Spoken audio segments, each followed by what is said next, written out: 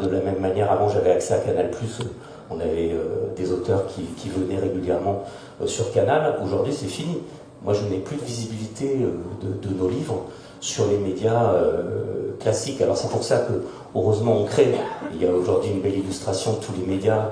On a nos amis de Contre-Attaque, nos amis de Monsieur Mondialisation, d'autres qui relaient nos livres. Et puis Blast, bien sûr, dont j'ai participé à cette formidable création. Mais heureusement que nous avons nos propres médias aujourd'hui pour nous faire connaître.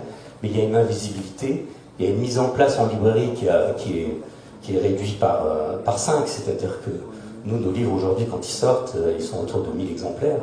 Enfin, par exemple, Caroline, toi, tu as pu voir cette mécanique mise en place, notamment avec tes anciens collègues. Est-ce que tu as encore des contacts avec elles et eux? Est-ce que tu vois un peu cette déliquescence qui continue de s'opérer? Bah oui, malheureusement, en fait, ça va très vite. Moi, j'ai été licenciée il y a 2 ans. Et après, j'ai fait un documentaire qui s'appelle Dictionnaire amoureux du journalisme et qui était avec pour but d'alerter sur ce qui était en train de se passer. Ouais, alors c'est vrai que porter un média seul, c'est super chaud. Maintenant, moi, je suis motivée, donc voilà. Mais ça n'a pas vocation, j'ai pas vocation à rester seule dessus. Tu l'as évoqué, du coup, en fait, en 2023, on a réussi à avoir la bourse pour les entreprises de presse émergentes. Alors, du coup, c'est un bien de la culture, mais tant qu'on peut choper leur thune, moi, je dis allons-y.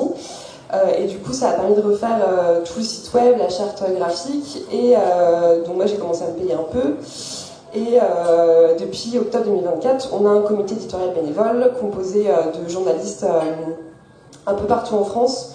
La plupart sont membres de la JAR, l'association des journalistes antiracistes et racisés, la JL, l'asso des journalistes LGBTIA, Prenons la Une, etc. Mais aussi des militants, militantes. Et la difficulté... il y aurait beaucoup de choses à dire, mais je dirais qu'en Bretagne, en fait, il y a un milieu militant qui est tellement riche et tellement diversifié que, en fait, c'est très facile de trouver du relais, je trouve. Maintenant, c'est la vie contre Goliath, quoi. Enfin, moi, je suis toute seule à porter mon truc avec mes petits bras depuis plusieurs années, et en fait, même pour avoir, je trouve, de l'écho et pour réussir à se faire entendre au sein de nos communautés, de médias indépendants et tout. À ce sujet, je me permets juste de dire, alors moi j'ai trouvé beaucoup de solidarité, il y a plein de médias hyper chouettes. Elisabeth est adhérente du SPPP, le syndicat de la presse pas pareil, depuis quelques mois aussi. Maintenant, quand on est une meuf assez jeune, moi quand j'ai lancé j'avais moins de 30 ans, et qu'on est toute seule à le représenter, des fois on nous prend un peu pour un jambon, et du coup c'est juste pour dire que même dans nos milieux très chouettes, il y a quand même des biais à déconstruire toujours. Voilà, je pose juste ça là.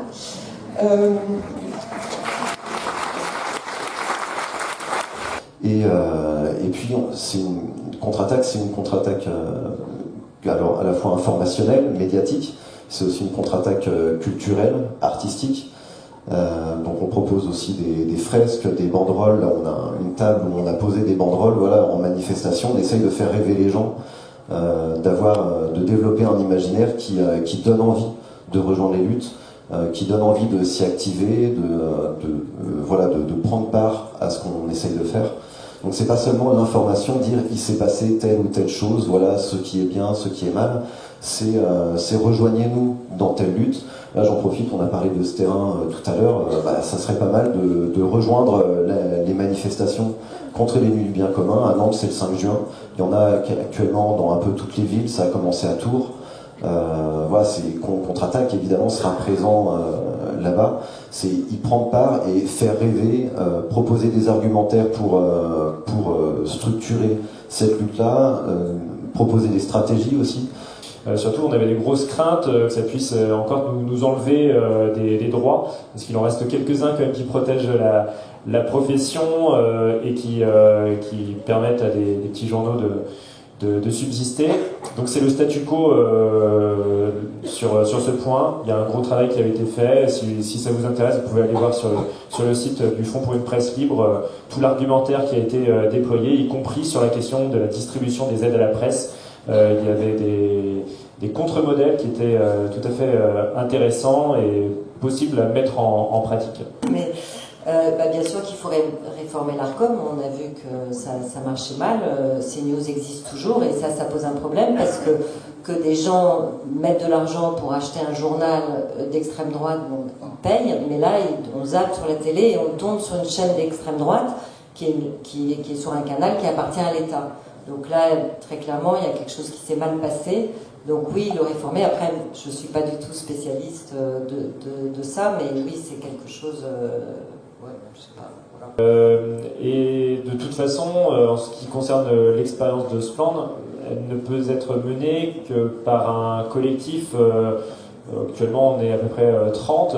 On ne peut pas imaginer cette initiative dans un cadre beaucoup plus gros. Or, on a besoin d'être proche de notre territoire et aussi, je dis ça par rapport à la démocratie interne, aux questions de proximité, en fait, de relations interpersonnelles. Donc pour nous, c'est très, très important et je pense que la bonne voie, c'est d'avoir de nombreux médias de ce type qui quadrillent le territoire. Et puis sur une note beaucoup plus festive, vous êtes toutes et tous conviés le 28 juin à Châteaulin, rue Larpins, où on va fêter nos 5 ans, avec des tables rondes. Sarah sera présente. Inès Ferro, Morgane Large, entre autres, des amis de Spland, et puis ça se terminera par un Fest-Noz concert. Donc voilà, le 28 juin, on se donne rendez-vous aussi.